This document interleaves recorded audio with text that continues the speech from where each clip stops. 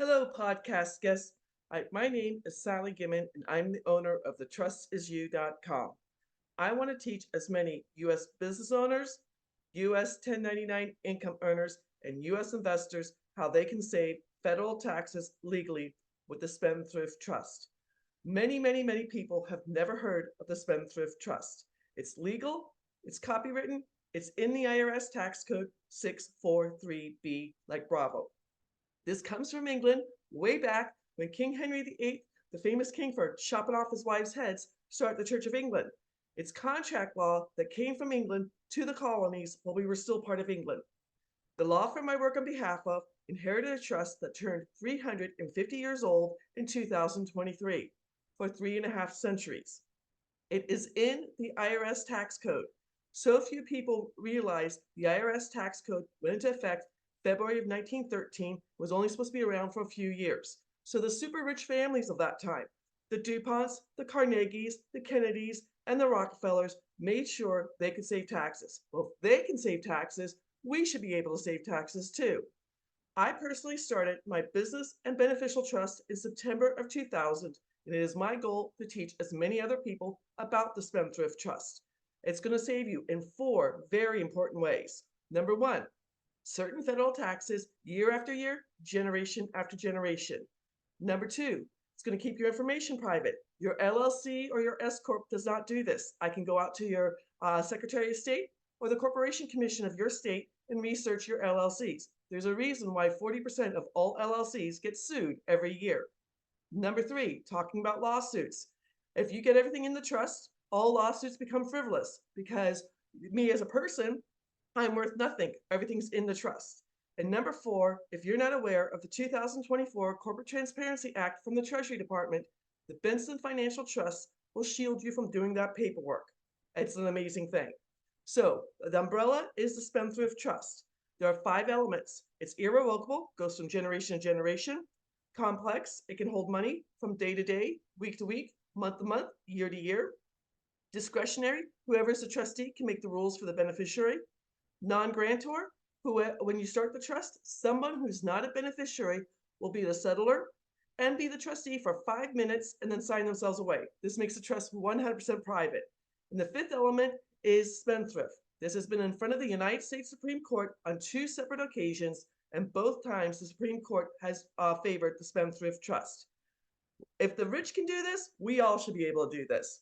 So with the business trust, this is for U.S. business owners and 1099 income earners. You will save at least 90% on your federal income taxes every single year and generation after generation.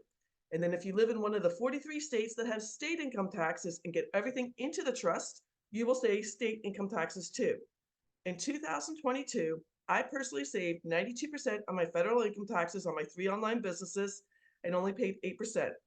I live in North Carolina, and in North Carolina, they don't even know I exist, and I didn't have to pay North Carolina state income taxes. I have clients saving thousands of dollars and reinvesting it into their companies year after year. That's the business trust. The beneficial trust is for all U.S. investors. I don't care what kind of investing you do. You're going to stop paying the five following taxes: capital gains when you sell something at a profit, interest income if you're a passive investor, dividend income if you're in a stock market, rental income if you have properties, and royalties if you're an actor, an author in the NFT world, have patents or copyrighted information. I personally got in trouble as a real estate investor in 2019. Not in trouble. And I started real estate investing in late 2018.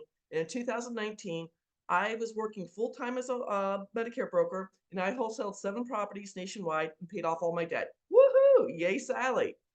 In April of 2020, my CPA asked me to come into the office. My personal taxes went from 22% up to 24%, and I owed the federal government $79,000 in short-term capital gains.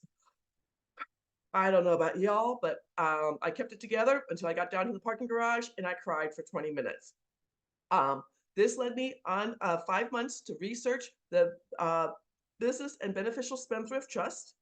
The law firm I work for on behalf of is a private law firm that only sells the Benson Financial Trust. Paul Benson was a Harvard law professor 75 years ago. He wrote the two trusts. He started his law firm with his best friend, and now grandson and a great grandson have the law firm. In 75 years, the Benson Financial Trust has never been audited. They'll give you certification saying they will defend you if you use their CPAs to do this. And again, my goal is to help as many U.S. business owners, U.S. 1099 income earners, and U.S. investors save federal taxes legally with the Spendthrift Trust. Please go out to my website, www.thetrustisyou.com, to find out more information. Thank you for watching. And I would, by the way, when I'm on your podcast, I will give you a link so you can become a JV agreement because that's your audience. Take care.